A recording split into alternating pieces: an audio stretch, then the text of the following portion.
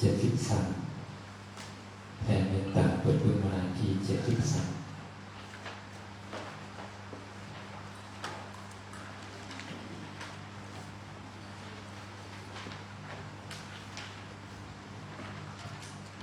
อาหังสุขิโตมิขอให้ข้าพเจ้ามีความสุขนิทุกโขมิขอให้ข้าพเจ้าบ่มีทุกข์อาเวโรโหมิขอให้ข้าพเจ้าบ่มีเวรอาฆาตปัสสโมมิขอให้บ่มีผู้มาเบียดเบียนซึ่งกันและกันเลยอานิโกโหมิขอให้ข้าพเจ้าบ่มีความทุกข์กายทุกข์ใจสุขีอัตตานังปริมาลามิขอให้มีความสุขกายสุขใจรักษาตนให้พ้นจากทุกข์ภัยอันตรายทั้งสิ้นเถิดสัพเพสัตตามาสัตว์ทั้งหลายทั้งปวงที่เป็นเครื่องทุกข์เกิดแก่เจ็บตายด้วยกันทั้งหมดทั้งสิ้นอาเวราหุนตุจงเป็นสุขเถิดอย่าได้มีแก่กันและกันเลยอาภัยปัสสะหุนตุจงเป็นสุขเถิดอย่าได้เบียดเบียนซึ่งกันและกันเลยอานิฆาหุนตุจงเป็นสุขเถิดอย่าได้มีความทุกข์กายทุกข์ใจเลยสุขีอัตตานังปริหารันตุจงมีความสุขกายสุขใจรักษาตนให้พ้นจากทุกข์ภัยอันตรายทั้งสิ้นเถิดทั้งหลาย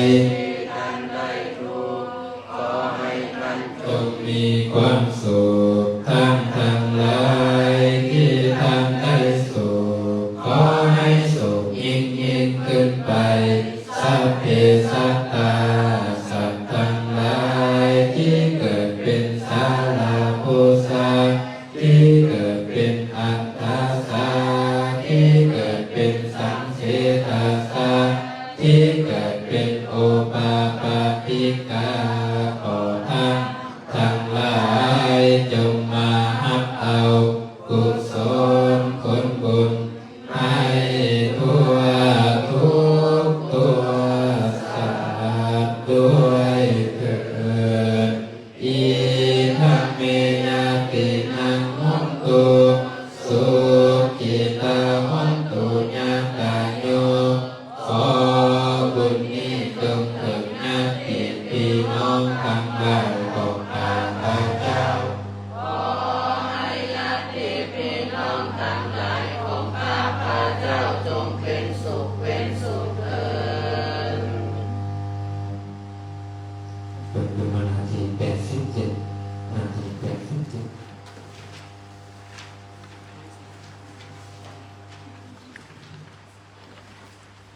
อุกาสวันทา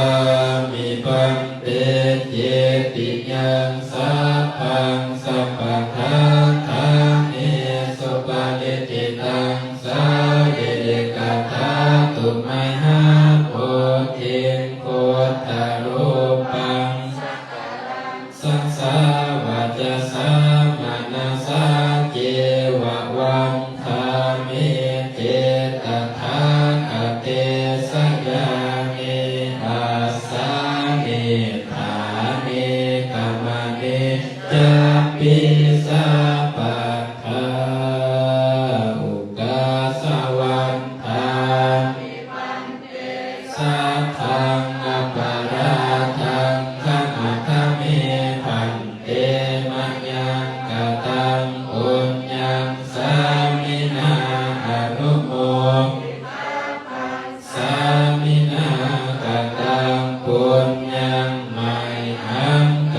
ตาปันสาธุสาธุสาธุอนุโมทามิสาธุนะโมตามิ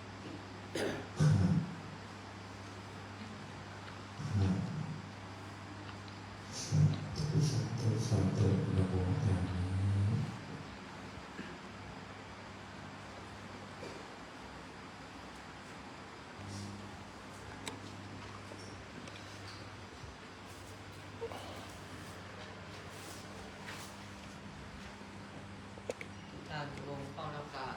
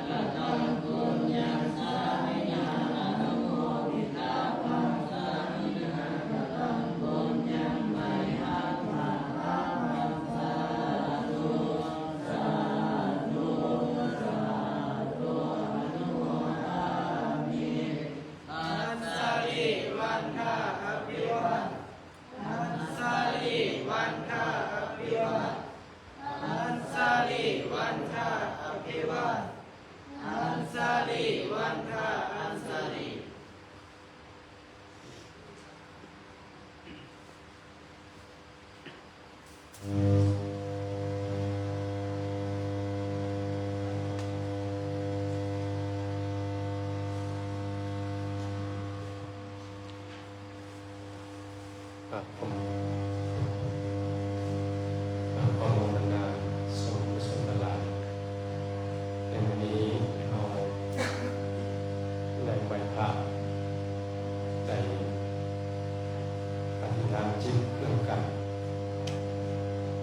ใช้ตู้กันใช้ตู้แล้วใช้ตู้กันใน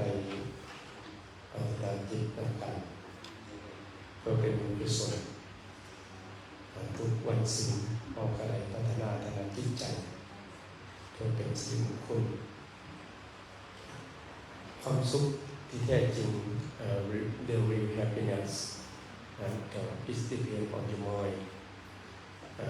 มาจากจิตใจถ้าว่าจิตของเราฝึกที่ดีแล้วได้รับผลกระทบอย่างกระบวนไหวif your mind practice well all the problems strike you you don't feel anything ก็คือว่าเมื่อจิตที่ฝึกดีแล้วแม้จะมีปัญหาก่อนใหญ่สัมภูเขามากระทบขณะจิตใจกับวันไหวแต่ถ้าเมื่อใด if your mind never like this ถ้าว่าจิตใจของเราไม่เคยฝึกแม้แต่ little problems strike you ก็คือว่าเมื่อปัญหาเล็กๆน้อยๆhow did God มากระทบกัน you will angry ถ้าเจ้าจะโวยวายถืออะไรเนี่ยโวยวายปัญหาต่างๆคือกำลังจะแตก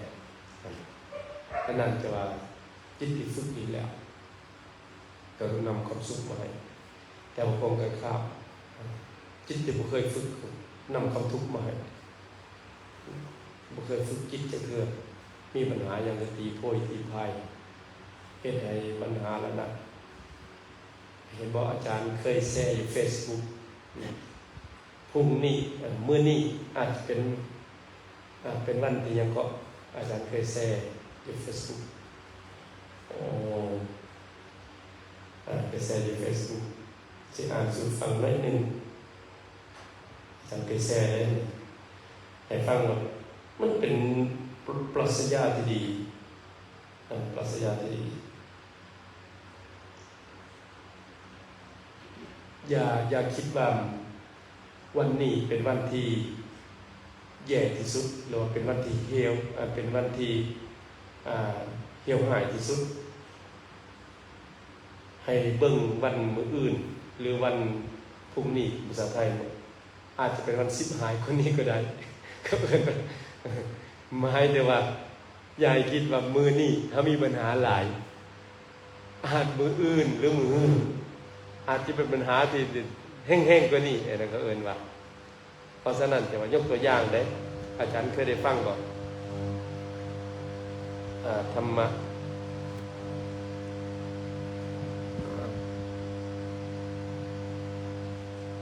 ไฟตกไฟตกหมอดสายเราก็มีตู้อยู่บ่งอดอกไฟเพราะฉะนั้นใจเคยได้ฟังบทธรรมะ1 นาทีธรรมะ1 minute อาจารย์บอกโดยเฉพาะโควิดทำอิฐนี่ผู้ติดโควิดมันยังก็ไม่ออกซื้อว่าสาวลาวที่ว่าไปติดกับไม่ออกกับพอคนไทยน่ะจะสืบนามสกุลสีขาวล่างโคตรบัดเดี๋ยวนี้เด้เป็นเรื่องที่น้อยที่สุดriddle problems เพราะฉะนั้นจะว่าเฮาจงเห็นรู้ปัญหาที่เฮาพบปัจจุบันนี้ปัญหาที่น้อยที่สุดน้อยนะเจอปัญหาใดโอ้ยน้อยเล็กๆน้อยๆน่ะพอเป็นหยังถ้าเฮามองกับหลังโอ้ยปัญหานี่บ่บางเทื่อสิเอาเป็นเอาตายได้เรื่องโควิดนี่น่ะบางเทื่อเป็นเรื่องที่คนเป็นเรื่องที่มายากคนมาเบิ่งอยู่ในปัจจุบัน it is the recent problems in the past ก็คือว่าเป็นเรื่องที่มายากคนเฮ็ดคือบางคนสร้างขึ้นมาแล้วก็ทำลายเศรษฐกิจระบบทั้งหมดเลยนี่นะไปมากกันระบบเพพังเลยบ่เฉพาะประเทศเฮาประเทศอื่นคือกันคนก็คิดต่างเด็กๆคนก็จักได้นี่ผลิตไปอันนี้นะย้อนโควิดนี่เพราะฉะนั้นจะว่าถ้าว่าเฮามองตอนนั้นก็เป็นเรื่องเล็กน้อยนี่ปัจจุบันนี้เฮาก็จะบ่มีปัญหาหยังแล้วอันนี้แหละจะว่าเฮาจะว่าปัญหาทุกปัญหาอาจารย์ว่าความจริงโดยเฉพาะอาจารย์นั่นได้แต่อย่างน้อยเกิดมาได้พบพ่อเหตุการณ์สั่งเหตุการณ์นี่ประมาณ4 เทื่อเลยบ่เหตุการณ์ตัวนึงเนี่ย Y2K บ่มันอยู่ก็พักกับไปตัดกบอินใหม่เลยว่าอันตะเวนสิมืดเดี๋ยวเราสิบ่เห็นหายใจบ่ได้พักกับไปตัดกบอินใหม่บ่อันนั้นว่าปัญหามันที่ลบล้างไปแบบนั้นน่ะพักกันโฆษณาอยู่เด้อันนี้คือกันและปัญหาที่2คือปัญหาหยังก็อาจารย์ยังจื้อบ่ได้แต่ยังหน่อยยังจริงยังจื้อได้อยู่เพราะฉะนั้นอย่าว่าปัญหาที่ว่าเรื่องปัจจุบันนี่เป็นเรื่องที่คือโกหกกันเลยนะคือ life problems คือเป็นตัวร่วง delusion problem เนี่ยก็เป็นว่าเป็นบัญญัติซื่อนะเพราะฉะนั้นจะว่าเฮาจังว่าในทางพุทธศาสนานี่นะถ้าเฮามองความจริงนี่อาศัยพุทธนี่เฮาจะบ่มีปัญหาหยังเลยเด้อาจารย์นี่นะอาจารย์ก็โอ้ยเพราะฉะนั้นจะว่าให้ผู้ที่ทำงานฝากกับผู้ทำงานกำลังมีปัญหาในเรื่องการใส่ชีวิตคือเรื่องพนักงานหรือว่าเรื่องเวียกงานต่างๆให้เบิ่งว่าปัญหาที่เล็กน้อยที่สุดจิ๊บจ้อยที่สุดนะเขาเรียก readable problems ถ้าว่าจะสั่นแล้วว่าเฮาจะมีความสุขถ้าว่าเฮาเอาปัญหาที่ทั้งหมดบางเทื่อเนี่ยเอาปัญหาโลกแตกมาใส่เฮาก็มีแต่บางคนนี่นะอันมีผู้นึงเนี่ยอาจารย์ยกตัวอย่างไปสันเข้าก่อนปีใหม่นี่นะ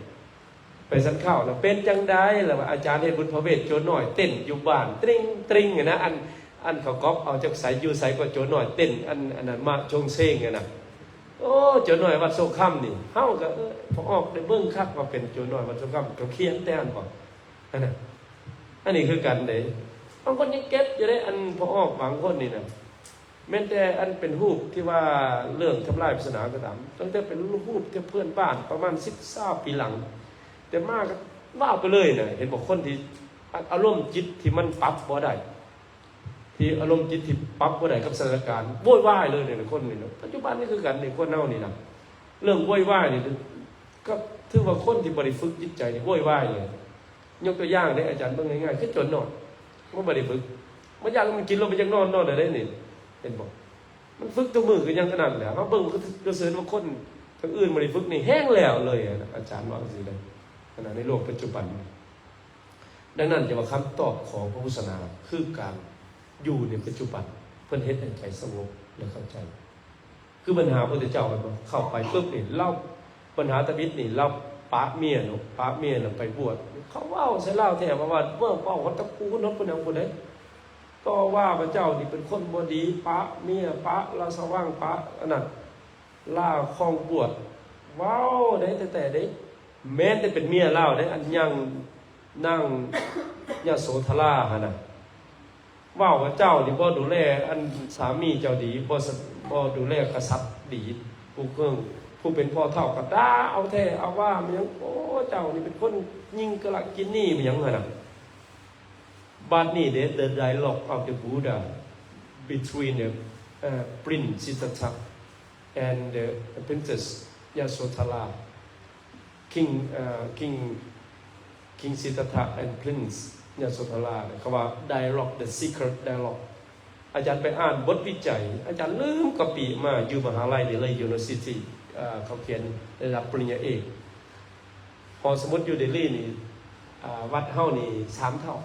4 สั่นอยู่ในพื้นดินรักษาแบบละเอียดหมดแม่งไม้ตอมผู้บรรลักษ์นี่เขาเอิ้นว่าเขาว่าเป็นนอนหนังสือแท้ๆถามหนังสือยังเขาฮู้หมดอยู่ใดขณะใดเขาฮู้หมดยังแม่นเขาเก่งบ้านเฮานี่ถามแม่ปึ้ม10 ปีหลังนี่บ่ฮู้จักหยังเลยรู้ละเลยนะแท้อันนี้นะอาจารย์ไปอ่านมันโอ้ยจะว่าทราบซึ่ง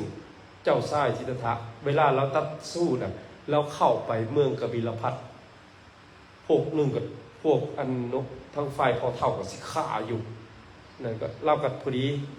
เราเข้าพักไปว่างเนาะเข้าไปสนามก็ญาติก็บอกเคารพไปอย่างนับถืออย่างแบบใครก็เฮ็ดทิ้งท่าอย่างแม่นแต่ว่าเจ้ายิ่งยโสธราแต่เราคนมีปัญญาก็เลยว่าพอดีค่ำๆนี่แหละญาติบอกมาพบไปอย่างแล้วก็เข้าไปแล้วก็ถามว่าชีวิตของอ้ายที่จากน้องไป6 ปีอ้ายคิดจังไดเราตอบคำถามแล้วก็ตอบได้เรายิ่ง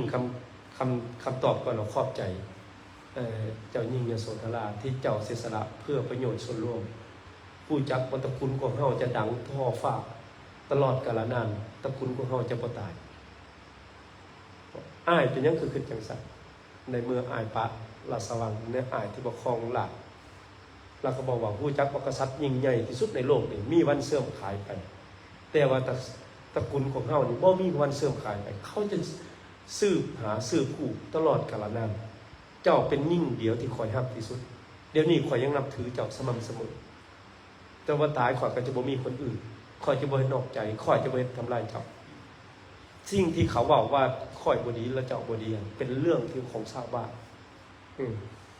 เป็นเรื่องเฮา2 คนที่เฮาปฏิญาณกันที่น้องฮู้บอกเราได้โอ้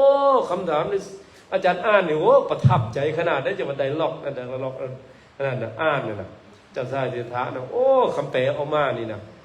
ถ้าแปลแต่ว่าเป็นภาษากวีสินะ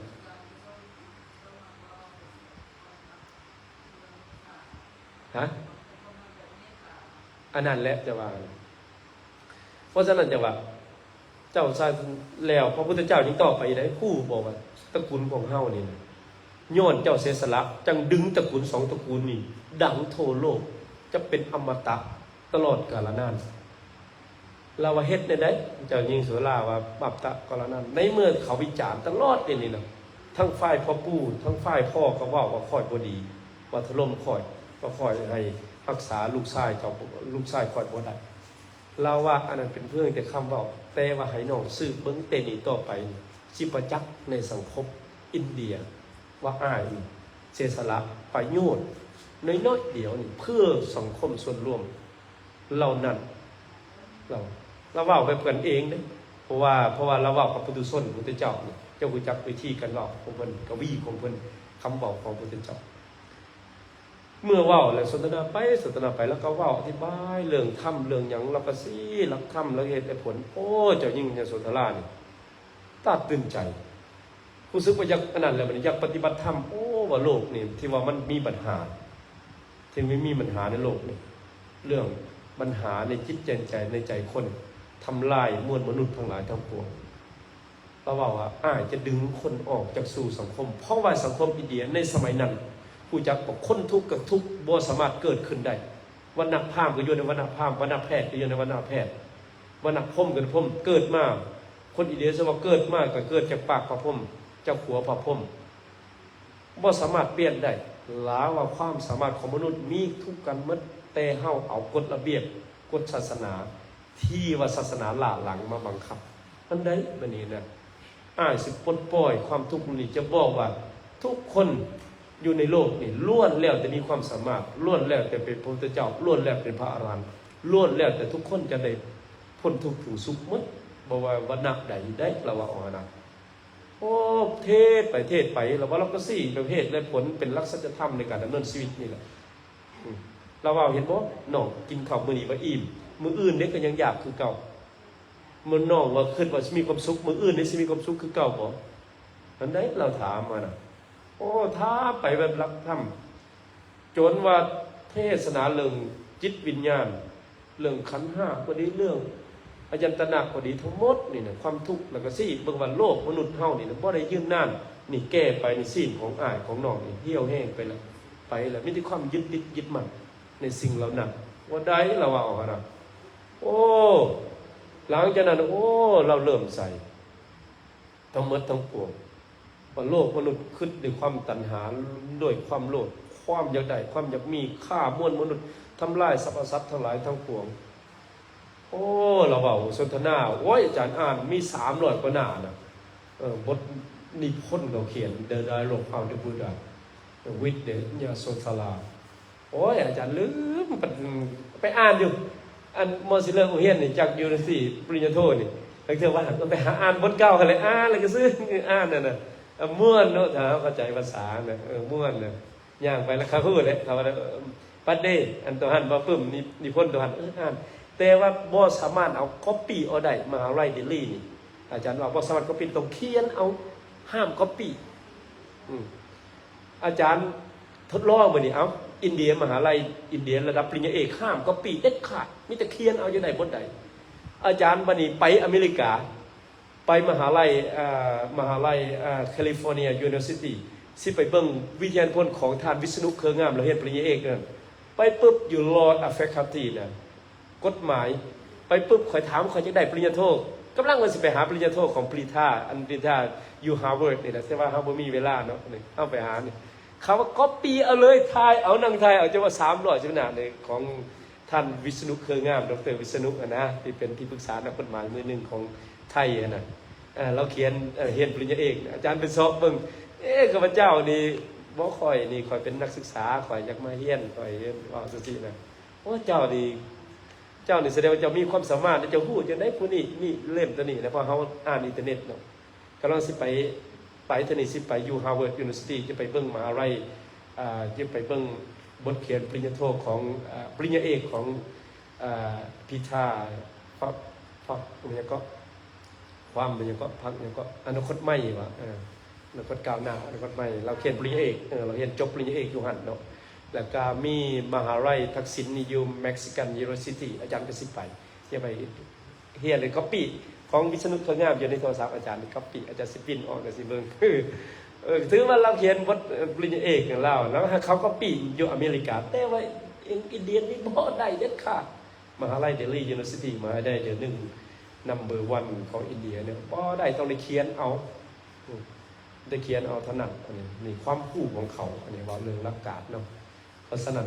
เฮามาเทิร์นแบ็กเรื่องพระพุทธศาสนาก็เสด็จกันสิ่งที่อื่นใดคือเฮาเอาชนะจิตใจตัวเองฝึกอารมณ์ตัวเองถ้าชนะอารมณ์เฮามื้อใดเฮาก็จะว่างจาก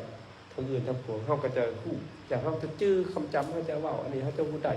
แล้วเฮาก็จะอยู่มีความสุขแล้วก็เฮาบ่เปรียบเทียบบ่เป็นกฎหนึ่งบ่เป็นกฎเกณฑ์ในการเปรียบเทียบเกินไปตัวใดได้ก็ได้ตัวใดละก็ได้ตัวใดบ่ได้ก็ให้ว่างกันไปแล้วก็จะอยู่มีความสุขจะอยู่มีความสุขแล้วเฮาก็วางแผนว่าชีวิตของเฮาก็ได้มาสำนี้ก็พอใจสำนี้ก็บ่ได้อย่าบ่ต้องเอาหลายเกินไปนั่นเป็นต้นก็จะมีความสุขของตัวโยมตลอดอันนี้คือเฮาได้ศึกษาเฉพาะอาจารย์นะอาจารย์ก็ว่าปีนี้หรือถ้าบ่ได้ปีนี้ก็สิออกพรรษากันแล้วจะสิไปมหาวิทยาลัยวางแผนว่าสิไปอ่านวิทยาพจน์อย่างเดียวไปอ่านอยู่มหาวิทยาลัยอ่านเบคลีย์แคลิฟอร์เนียยูนิเวอร์ซิตี้อยู่อันแคลิฟอร์เนียก็ได้อ่านของท่านวิษณุเครืองามฮะ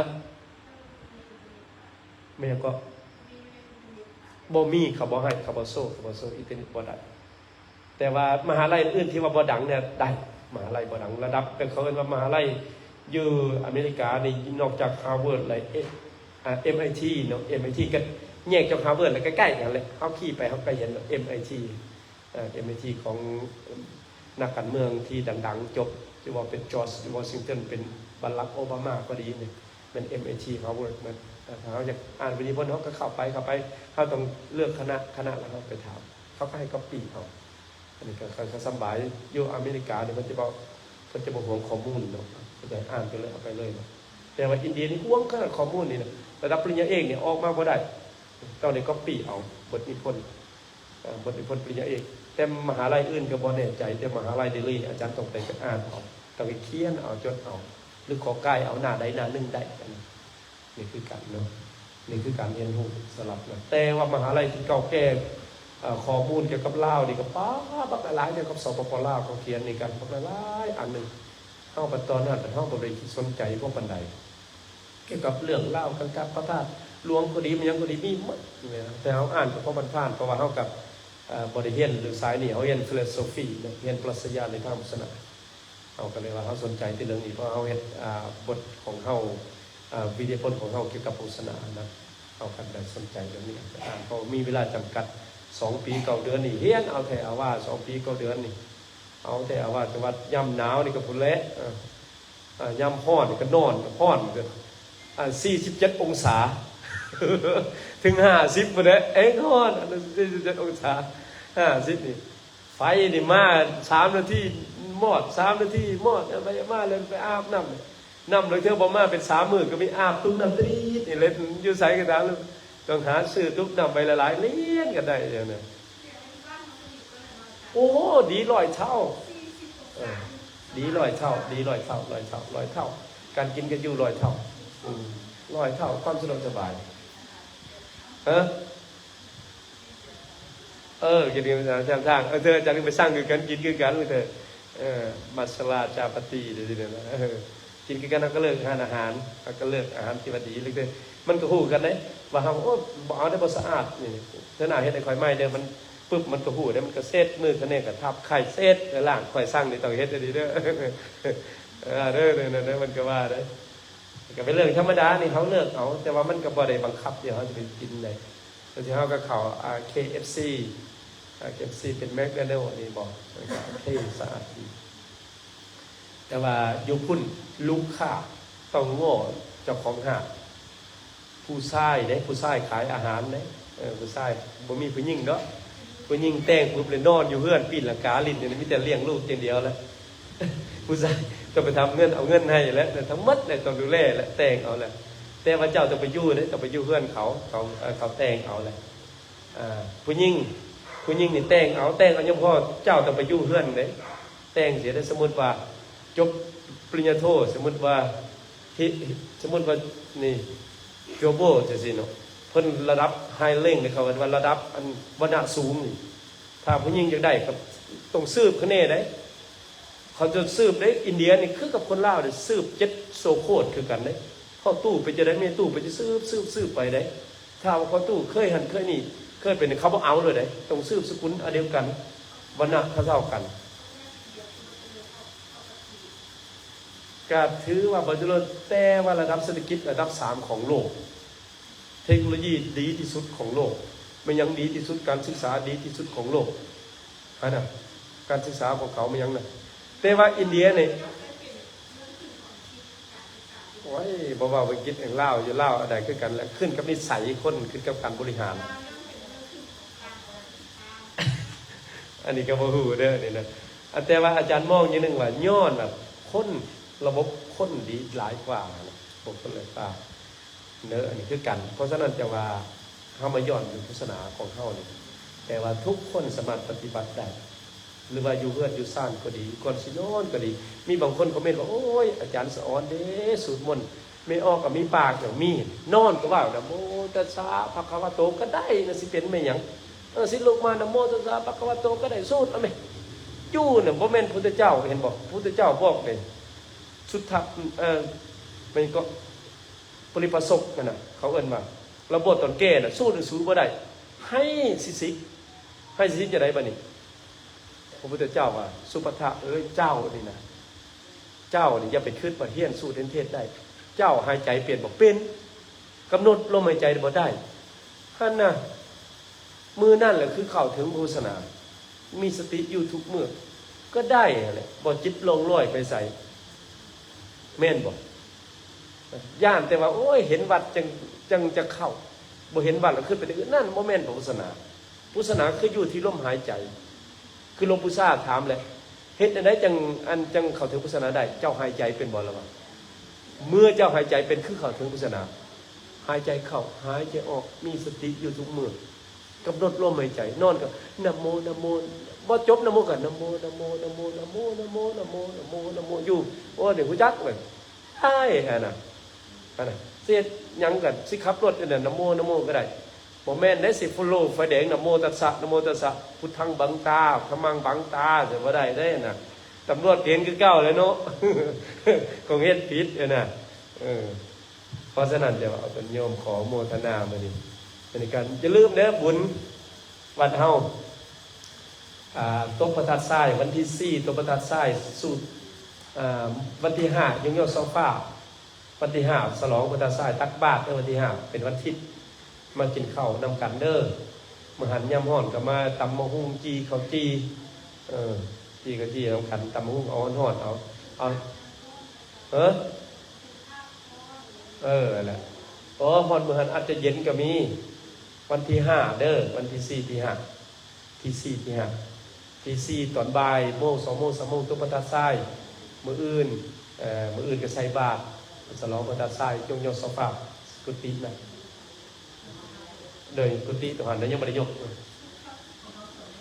ไม่และจองเลยแล้วก็แม่ผู้เวียงอีกมีรายชื่ออยู่มีรายชื่อเด้อนี่เด้อมันยังมานำกัดเด้อก็จะโยมทำไผบ้างกรรมาขอเชิญ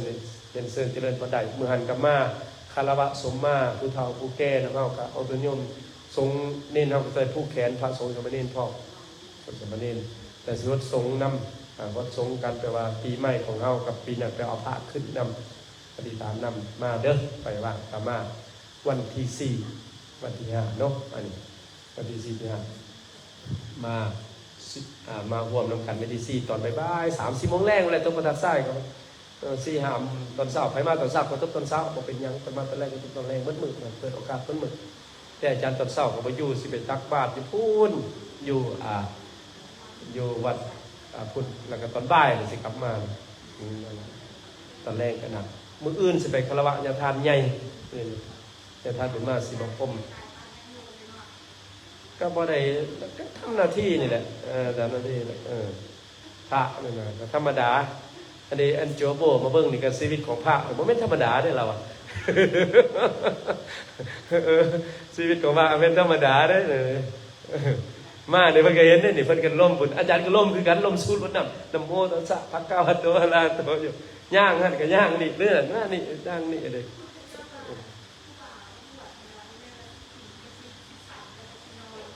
แม่นแหละมันเป็นสันละเอ็นเนาะสันเศร้าละเอ็นสันเพศแล้วนอนเนาะ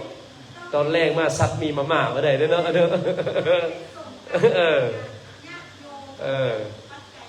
โดยแม่นแหละแต่อาจารย์เนี่ยแล้วเครื่องมือใดจักนอนบ่สนใจกันเขามาแล้วฆ่า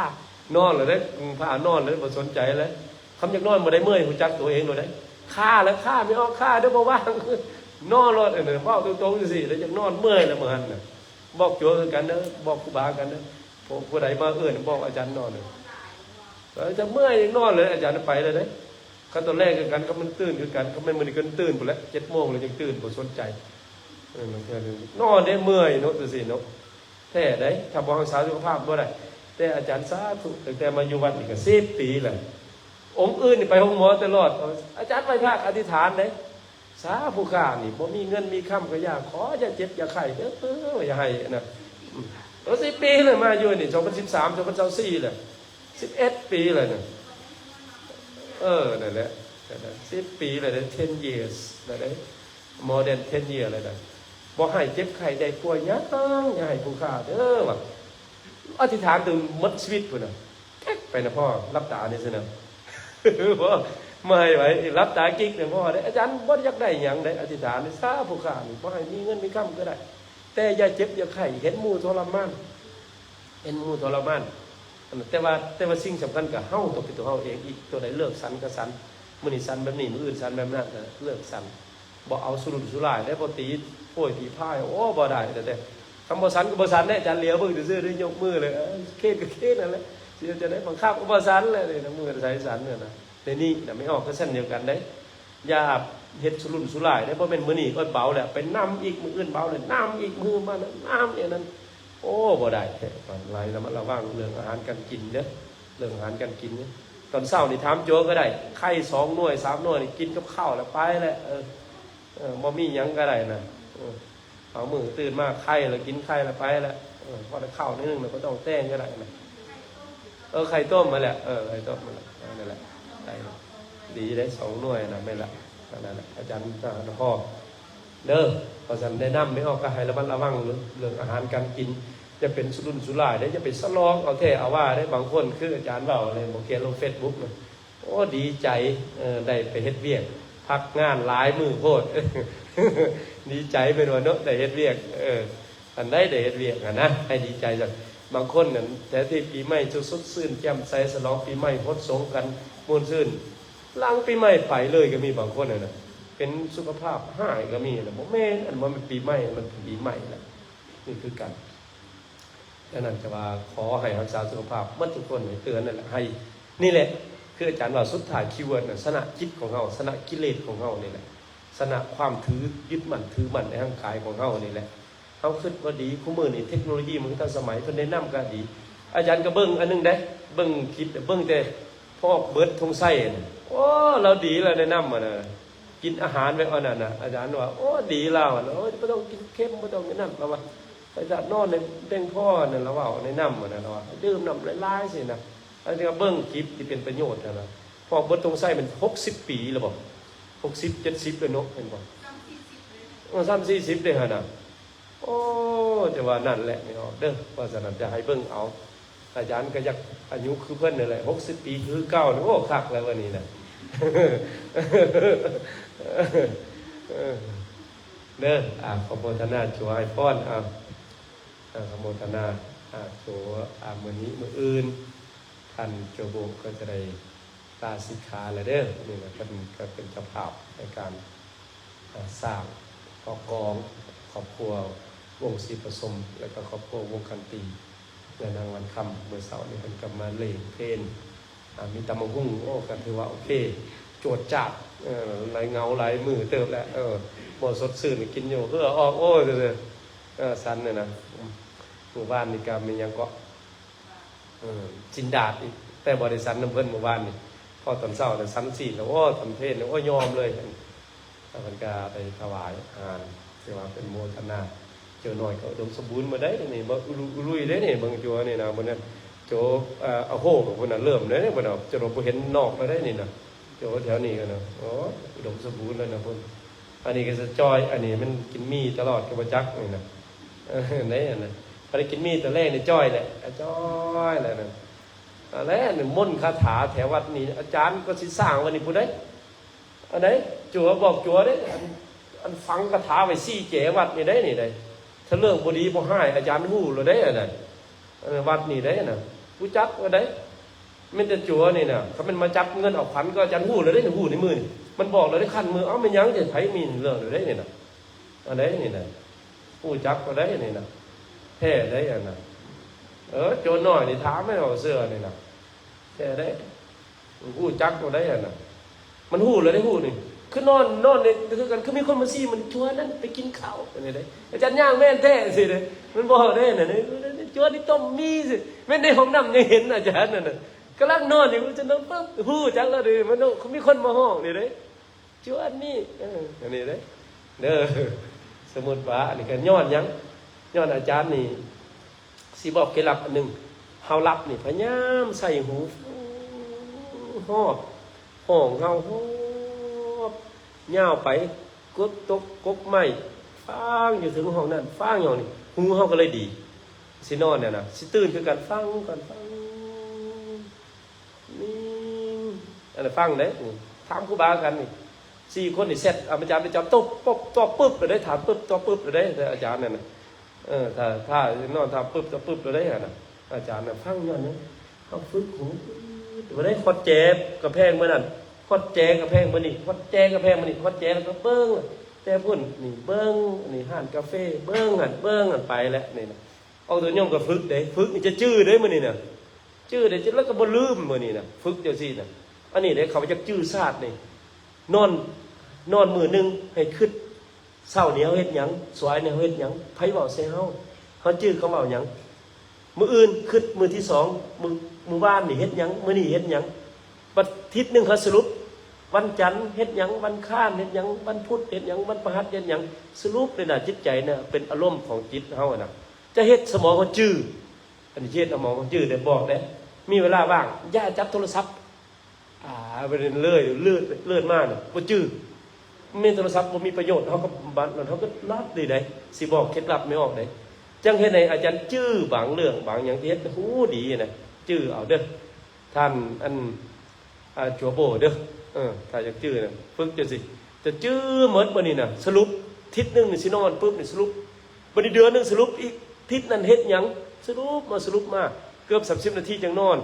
แล้วก็รับได้บ่นี่น่ะบางทีรับไปขนาดนี้เขาไม่สรุปแบบนี้น่ะเพราะว่ามันเมื่อยคิดเดี๋ยวคิดเมื่อยเลยนับเลยจังซี่น่ะบางคนนอนบ่หลับได้สรุปเด้อนี่ออกเด้อเขาจะนี่เคล็ดลับอาจารย์นอนหลับน่ะเคล็ดลับน่ะไปนอนบ่หลับนี่สรุปบ่ว่านั้นอันนั้นได้สรุปบ่ได้มันบ่ได้คิดหลายเด้ขึ้นมาสรุปน่ะแบบเขาว่าเฮ็ดแบบจิตมนต์ซื่อน่ะสรุปมันเฮาเคยแต่พุทธวิทย์นี่ฝึกยากขนาดอาจารย์ตอนฝึกกรรมฐานยนนำยาทานยันพ่อคือกันโอ๊ยฝึกยากขึ้นมันยังเจ็บหัวสิแตกนี่ขึ้นไปขึ้นมาแล้วบัดนี้สรุปไปสมาเฮ็ดในสมองมันจืดบัดนี้กรรมฐานเฮ็ดน่ะปีนี้เฮาเฮ็ดหยังปีหน้าเฮ็ดหยังสรุปแต่ละเดือนไปจืดเลยจืดซาดได้ก็ว่าจังซั่นน่ะสมองดีขนาดนะอันนี้ก็บ่ประมาทย้อนเพิ่นสอนแบบนี้ซะอันนี้เป็นกรรมฐานบ่แม่นวิปัสสนากรรมฐานคำว่าจึ้งอะไรอันหนึงจึ้งอะไรหนึงกรรมฐานเรื่องกรรมฐานไม่ออกจากตาดีคือกันไม่ออกนี่เพ่งให้เบิ่งก็คักจะให้เบิ่งให้เบิ่งนี่เพ่งบ่แม่นเพิ่งแสงได้เพ่งแบบนี้นะโอ้สีนี่โอ้สีนั่นโอ้สีเหลืองโอ้สีเขียวเบิ่งเพ่งอย่างนี้นะไม่ออกจากสายตาจะดีแนะนำเด้อไม่ออกจากสายตาจะดีถ้าเพ่งเบิ่งโอ้สีเหลืองไก่โอ้สีเหลืองโอ้สีแดงตาไม่ออกจะดีขึ้นถ้าเบิ่งตาบ่ดีเด้ออันนี้แนะนำเด้อไม่ออกเด้อเอาครับพรเอาสิทธิ์น้ำมนต์ให้ไม่ออกแต่ปีใหม่ยังไม่ได้สิทธิ์จั่วๆเลยเอาน้ำมนต์ให้ได้สิทธิ์น้ำมนต์ให้ไม่ออกแต่เอาโอ้มันอาจารย์แซ่น้ำมนต์แค่เขาขุดนองง่าโอ้สิทธิ์ให้ไม่ออกไปหายจากเกาะตะเคียนโอ้ก็มีและอาจารย์นี่เครื่องดีกันได้นี่นะโอ้ถ้าบ่ดีนี่อยู่วัดศกค่ำบ่ได้วัดไม่ศกค่ำบ่ได้ได้นี่แหละโอ้แต่บ่ดีนี่นะดีย้อนไปกินกาแฟและสุขภาพดีมากินก็ดี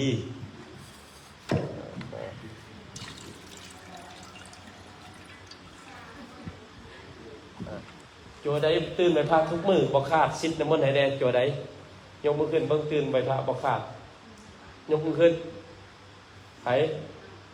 จัวใดจัวก้อนหรือจัวบี้บ่ขาดจัวก้อนโนล่า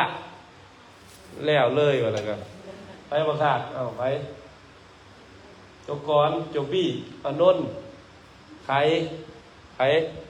โอ้โหโอ้บ่ได้เลยตอนเช้าจะแบ่งโนล่าบ่ได้เลยไผอันขึ้นมือเป็นมือไผได้ขึ้นมือเป็นมือยกมือขึ้นเบิ่งขึ้นมือเป็นมือสมบัตินอนสมบัติจบบี้เจ้ากรไข่บ่ได้ซะนะบ่ได้เลยซะนะบ่ได้ซะเอาครูบาไปสิไปเอาครูบาไว้จิตน้ำมนต์มีจั่วหนึ่งโมเมนต์แต่ไหวพระนำพดมันก็ยังบ่ตื่นนั่น อันจะโบจะฮู้แล้วเนาะแม่เนาะใช่เบิ่งไงเนาะฮดน้ำแต่ซื้อมันยังบ่ตื่นป้าเตอเด้อเอาเสื้อสิสัญญโตให้เอาตัวโยมอายุมันขวัญยืนเด้อสายันโตโพธิยามุนเลสากายานังนันติวาตาโนเหวังตาวังโอหิสัยยสุสัยยมังคะเลอัปปาลาสิตาปัลลังเกมทวีบุคาเลอภิเสเกสัพพะพุทธานังอังคาปัตโตปะโมทันติ